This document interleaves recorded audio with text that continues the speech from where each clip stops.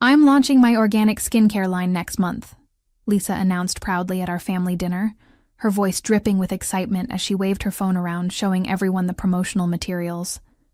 I nearly choked on my roasted chicken as I recognized the formulas she was describing, my exact formulas that I had shared with her in confidence just 3 months ago. My name is Cora Mitchell, and I'm 31 years old. I've spent the last 8 years building my reputation as a biochemist, specializing in organic cosmetic formulations in Portland, Oregon. What started as a passion project in my garage had evolved into a legitimate consulting business, where I developed custom skincare formulas for small beauty brands. My sister Lisa, 28 years old, had always shown interest in my work, asking detailed questions about ingredients and processes whenever we talked. "Congratulations, Lisa. Isn't that wonderful?" I said, forcing a smile while my heart pounded, with a mixture of betrayal and disbelief. My parents beamed with pride as Lisa continued describing her business plan, using terms and concepts I had taught her during countless late-night conversations about organic chemistry and skincare science. "I've been working on these formulas for months," Lisa continued, her eyes sparkling with what I now recognized as deception. "The vitamin C serum with rosehip oil and the hyaluronic acid moisturizer with peptides are going to be my flagship products."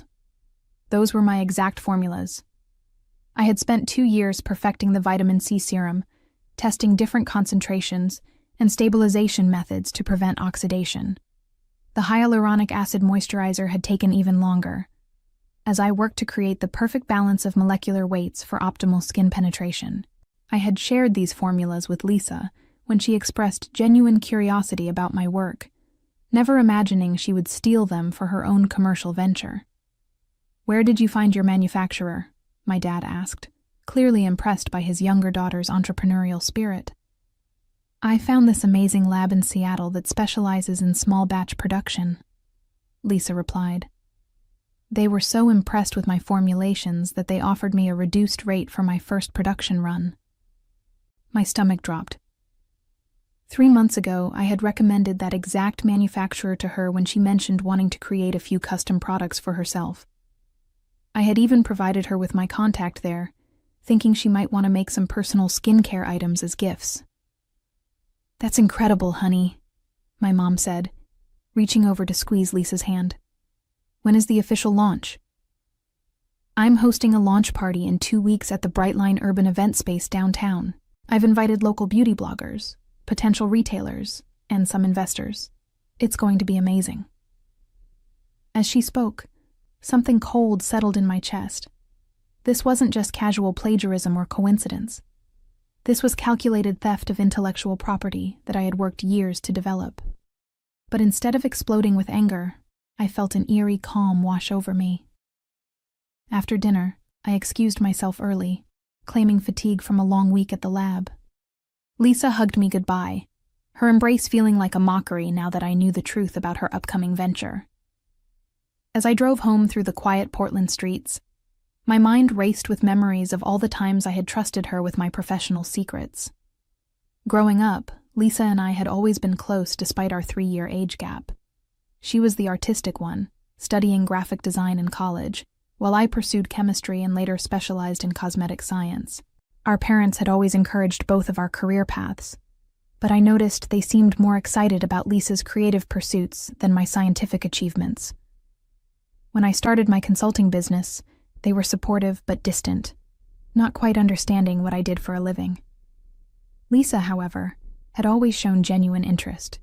She would visit my home lab, asking thoughtful questions about ingredients and their molecular structures. She helped me organize my research notes and even designed some preliminary logos for my business.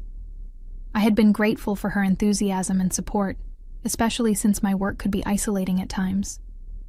6 months ago, Lisa had gone through a difficult breakup and was struggling financially.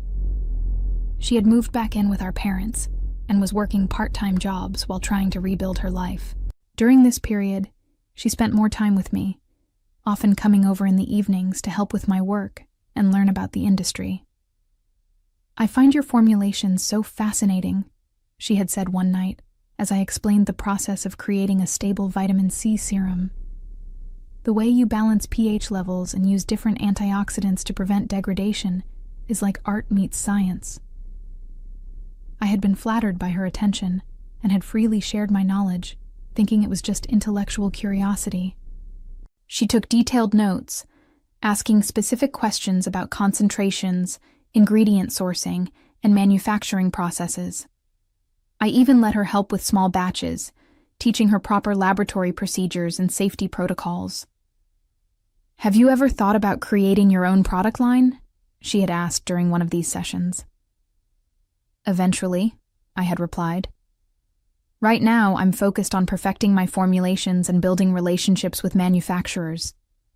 The market is so saturated that I want to make sure anything I release is truly innovative." Lisa had nodded thoughtfully, and I had interpreted her expression as admiration rather than calculation. Looking back now, I realized she had been planning this theft for months, systematically extracting information about my processes, suppliers, and business contacts. The most painful part wasn't just the betrayal. It was the realization that our parents would probably never understand the severity of what Lisa had done. To them, we were both their daughters pursuing careers in beauty and wellness. They wouldn't comprehend the years of research and development that went into creating effective skincare formulations, or the intellectual property laws that protected such work. As I pulled into my driveway, I felt a dangerous calm settling over me. Lisa had made a critical mistake in her theft. She had stolen my formulas, but she had no idea about the legal protections I had put in place. The next morning, I sat in my home office staring at my computer screen, a cup of coffee growing cold as I processed the full scope of Lisa's betrayal. I pulled up the detailed documentation I had been meticulously keeping for the past 3 years. Every formula, every test batch, every modification carefully recorded with dates and photographic evidence. As a biochemist, I understood the importance of intellectual property protection in the cosmetics industry. What Lisa didn't know was that I had been preparing for exactly this type of situation, though I never imagined the threat would come from my own sister. I opened my filing cabinet and retrieved a thick folder labeled Patent Applications and Copyrights. Inside were the preliminary patent applications I had filed for my most innovative formulations, including the vitamin C serum and hyaluronic acid moisturizer Lisa was now claiming as her own. I had also registered copyrights for my written formulation processes and documentation methods. My phone buzzed with a text from Lisa. "Hey sis, just wanted to thank you again for all your help and encouragement with my business. You've been such an inspiration." The irony was almost laughable. She was thanking me for inspiring the very theft of my intellectual property. I set the phone aside and opened my laptop, navigating to the website for my intellectual property attorney, Jonathan Hayes. I had hired him 2 years ago when my consulting business began growing, and I needed to protect my proprietary formulations. I drafted a detailed email outlining the situation, attaching photographs of my original research notes, copies of my filed patent applications, and documentation of my communications with the manufacturer Lisa was now using. I also included screenshots of Lisa's promotional materials, which featured product descriptions that matched my formulations exactly. "Jonathan," I wrote, "I need to discuss immediate legal action regarding theft of intellectual property by a family member. The infringer is planning a commercial launch in 2 weeks using my proprietary formulations. Please advise on the most effective course of action to protect my rights and prevent this launch from proceeding." After sending the email, I called the manufacturer in Seattle. Rebecca Valdez, my contact there, answered on the second ring. "Cora, how are you?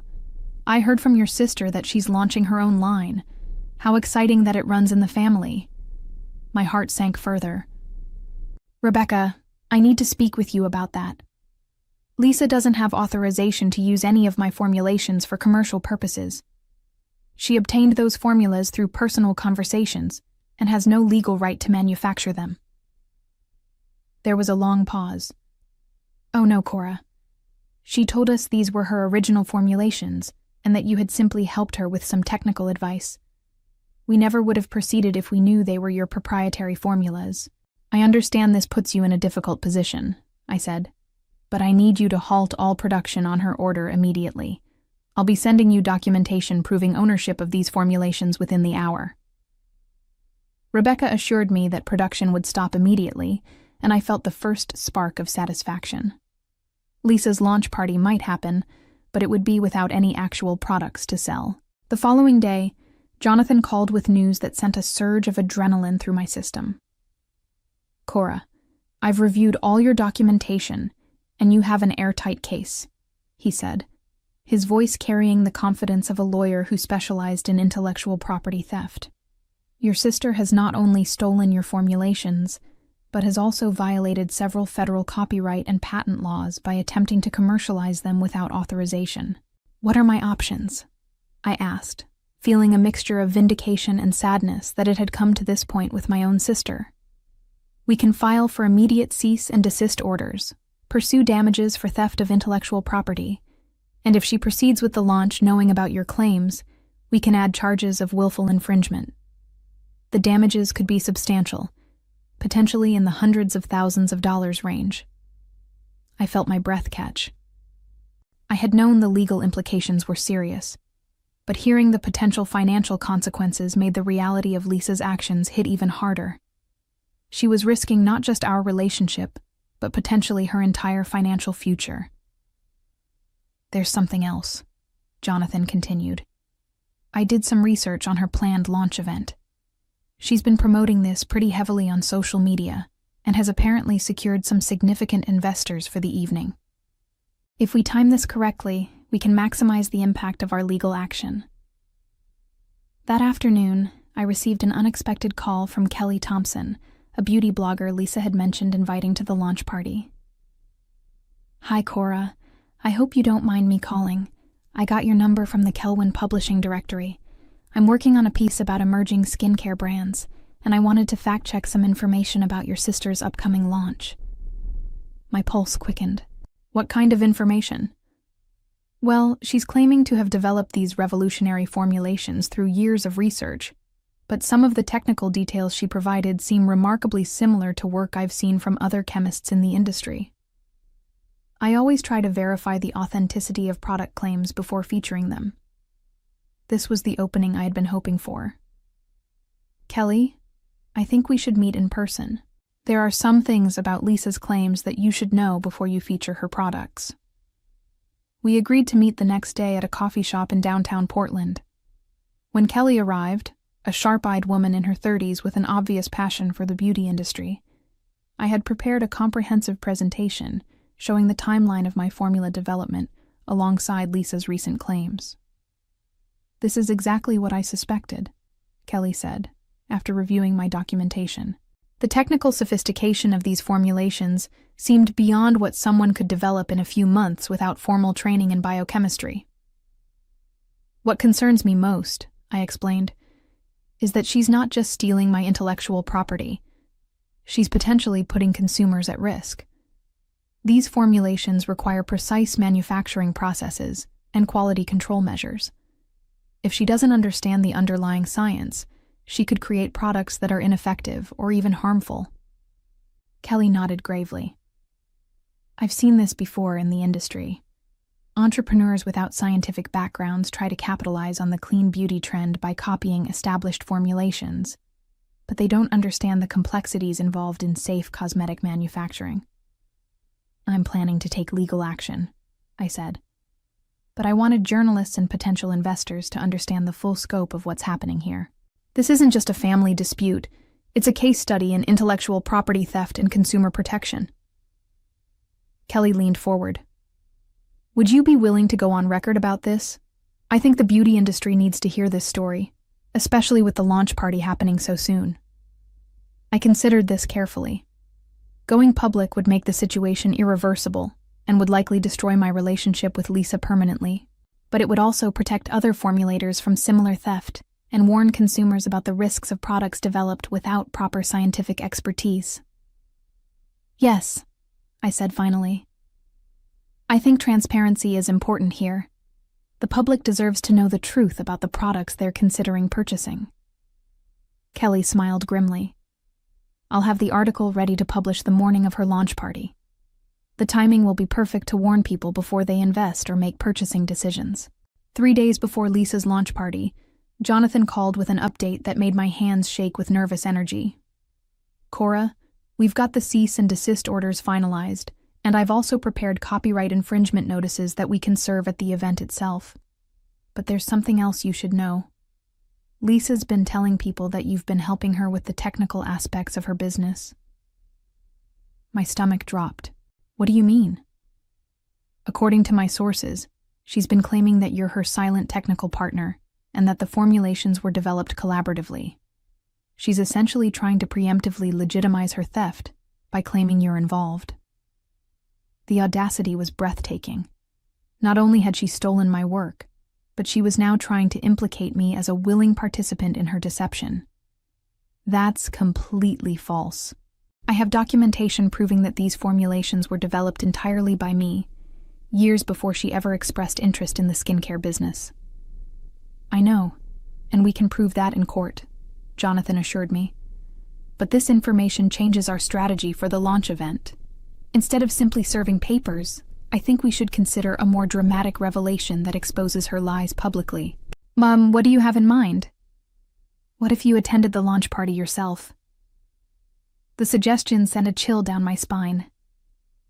"Jonathan, I don't think that's a good idea. This is already destroying my family relationships." "Hear me out," he continued. "If you're there when we serve the papers, you can immediately refute her claims about your collaboration. The investors and media present will see firsthand that you're not a willing participant in this venture. It will be much more difficult for her to spin the narrative if you're standing right there contradicting her story." I spent the next hour walking through my neighborhood, trying to process this suggestion. The thought of confronting Lisa publicly, in front of her investors and the media, felt both terrifying and necessary. She had forced this situation by stealing my work and lying about our collaboration. Perhaps it was time for me to take control of the narrative. That evening, I called my parents to let them know about the legal action I was taking. The conversation was one of the most difficult of my life. "Cora, honey, I'm sure this is just a misunderstanding," my mom said, her voice strained. "Lisa would never intentionally steal from you.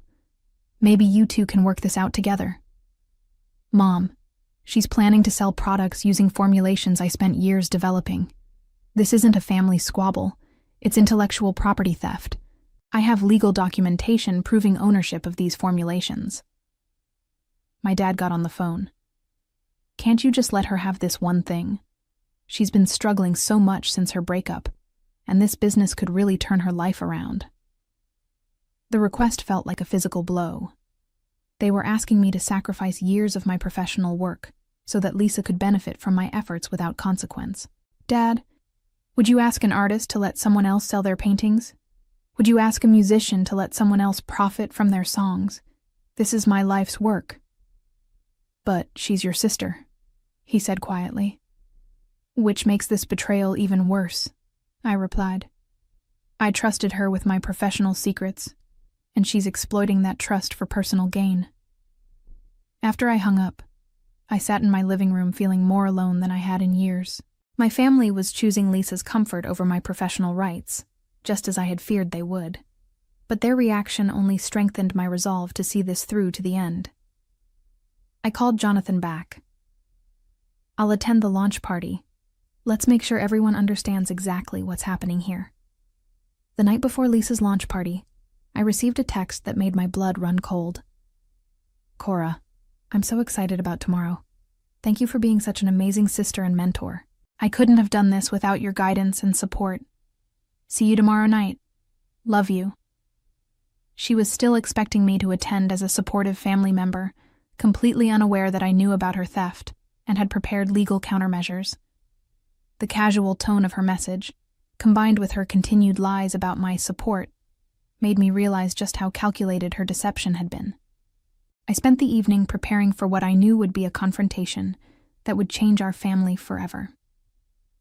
Jonathan had arranged for a process server to be present at the event, along with a videographer to document the proceedings. Kelly Thompson had confirmed that her expose article would go live on her popular beauty blog at exactly 7 p.m., 1 hour into the launch party. The timing is crucial, Jonathan explained during our final strategy call. The article will start circulating on social media just as the event is hitting its peak. By the time we serve the legal papers, the investors and media will already be aware of the intellectual property issues. I selected my outfit carefully. A professional black dress that conveyed authority without being overly formal. I wanted to look like the serious scientist I was, not someone playing dress-up for a social event. As I got ready, I thought about all the late nights I had spent in my lab, all the failed experiments and gradual breakthroughs that had led to these stolen formulations. Lisa was about to profit from work that had consumed years of my life. At 6 p.m., I arrived at the Brightline Urban Event Space in downtown Portland. The venue was beautifully decorated with minimalist displays showcasing Lisa's product line. Elegant glass bottles with clean, modern labels were arranged on white pedestals throughout the space. Everything looked professional and sophisticated, exactly what you'd expect from a legitimate skincare launch. I recognized several local beauty influencers and potential investors mingling with cocktails. Lisa had clearly put significant effort into creating an impressive event. The irony wasn't lost on me that she was using her genuine talent for marketing and event planning to promote products she had stolen. Lisa spotted me within minutes of my arrival and rushed over with a radiant smile. "Cora, I'm so glad you're here. This means everything to me." She hugged me tightly, and I felt the weight of what was about to happen settling over me like a heavy blanket. "The event looks beautiful," I said honestly. "You've done an amazing job with the presentation." "Come meet some people," she said, linking her arm through mine. "I want everyone to know that my brilliant sister helped inspire this whole journey." As she led me toward a group of investors, I saw Kelly Thompson in the corner of the room, checking her phone. Our eyes met briefly, and she gave me an almost imperceptible nod. The article would be going live in less than an hour. "Everyone, I want you to meet my sister Cora," Lisa announced to the group. "She's the biochemist I've been telling you about, the one who helped guide me through the technical aspects of formulation development." The investors looked at me with interest, clearly expecting me to elaborate on our collaboration. Instead, I simply smiled and said, "Lisa's always been creative. I'm curious to see how her business develops." One of the investors, a well-dressed woman in her 50s, turned to me. "Lisa mentioned that you have extensive experience in cosmetic chemistry. Have you considered partnering with her officially?" Before I could answer, my phone buzzed with a text from Jonathan. "Article is live. Server is in position. Are you ready?" I looked at Lisa, who was beaming with pride and anticipation, completely unaware that her world was about to collapse around her. At exactly 7:30 p.m., as Lisa was giving her presentation to the gathered crowd about her innovative formulations, I watched phones throughout the room begin buzzing with notifications. Kelly Thompson's article was spreading across social media like wildfire, and I could see confused expressions beginning to appear on guests' faces as they read the explosive headline, "Emerging Skincare Brand Built on Stolen Formulations, an Investigation into Intellectual Property Theft." Lisa was in the middle of explaining her years of research when I noticed several investors huddled together, whispering urgently while looking at their phones. The mood in the room began to shift from celebration to uncertainty. "The vitamin C serum you see here represents months of careful testing and refinement," Lisa continued, completely oblivious to the digital storm swirling around her. "I've worked tirelessly to create the perfect balance of stability and efficacy." That was when I stepped forward. "Actually, Lisa, I think there's been some confusion about the development timeline of these products." The room fell silent. Lisa turned to me with a puzzled smile, still not understanding what was happening. "What do you mean, Cora?" Jonathan appeared at my side, accompanied by the process server. "Lisa Mitchell," the server announced in a clear voice that carried across the now silent room. "You are hereby served with a cease and desist order for copyright infringement and intellectual property theft." The papers landed in Lisa's hands like a physical blow. Her face went from confusion to shock to horror in the span of seconds as she realized what was happening. "Cora, what is this? What's going on?" "These formulations belong to me," I said, my voice steady despite my racing heart. "I developed them over several years, and they're protected by patents and copyrights that I filed long before you announced your business launch." The investors and media representatives were now openly staring, some taking photos and videos of the confrontation. I could see Kelly Thompson in the background, documenting everything for her follow-up coverage. "But you helped me," Lisa protested, her voice rising with desperation. "You shared these formulations with me." "I shared them with you as my sister, in confidence, never imagining you would steal them for commercial use," I replied. "These products cannot be sold because you don't own the intellectual property rights to the formulations." The complete devastation on Lisa's face as the reality of her situation hit was almost heartbreaking. But I forced myself to remember the months of calculated deception that had led to this moment. The investors began gathering their belongings and making hurried exits, clearly wanting no part of a business built on stolen intellectual property. "Ladies and gentlemen," I addressed the remaining crowd, "I want to make it clear that these formulations represent years of my research and development work in biochemistry. Ms. Mitchell obtained them through personal conversations and has no legal right to commercialize them. Anyone considering investment or purchase should be aware that this business is built on intellectual property theft." Lisa stood frozen, still clutching the legal papers, as her carefully planned launch party disintegrated around her. The influencers who had been documenting the event were now filming the scandal instead, and I knew this footage would be circulating online within hours. "Cora, please," Lisa whispered, tears streaming down her face. "Can't we work this out? I'll give you credit. I'll pay you royalties, whatever you want." "The time for negotiation was before you stole my work and lied about our collaboration," I replied. "You had every opportunity to ask for permission or propose a legitimate partnership. Instead, you chose deception and theft." The venue manager approached us nervously. "Excuse me, but we're going to need to ask everyone to leave. We can't continue this event given the legal circumstances." As the last guests filed out, Lisa sank into a chair, surrounded by the ruins of her stolen dreams. The beautiful product displays that had looked so promising an hour ago now seemed like monuments to fraud and betrayal. "I hope you're satisfied," she said bitterly. "I'm satisfied that justice was served," I replied, turning to leave. "The consequences of intellectual property theft are severe, and you're about to learn exactly how severe they can be." Lisa's business venture collapsed completely within 48 hours of the failed launch party. The viral coverage of the intellectual property theft scandal made her untouchable to investors and destroyed any credibility she might have had in the beauty industry. She faced mounting legal fees as my lawsuit proceeded, and the financial stress forced her to move back in with our parents permanently. The manufacturer in Seattle terminated their contract and demanded compensation for the halted production, adding to her financial burden. Our parents, who had initially blamed me for destroying Lisa's opportunity, gradually came to understand the severity of her actions as the legal proceedings revealed the full extent of her calculated deception. As I sat in my lab 6 months later, working on new formulations with proper legal protections in place, I reflected on the painful but necessary journey I had taken to protect my life's work.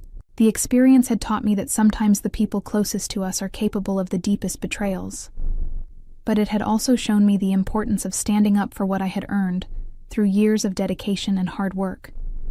My consulting business had actually grown stronger after the scandal, as other chemists reached out to learn about intellectual property protection, and I had become an advocate for creators' rights in the beauty industry. While I mourned the loss of my relationship with Lisa, I had no regrets about the path I had chosen. Sometimes justice requires difficult decisions, and protecting what you've built is worth more than preserving relationships built on lies.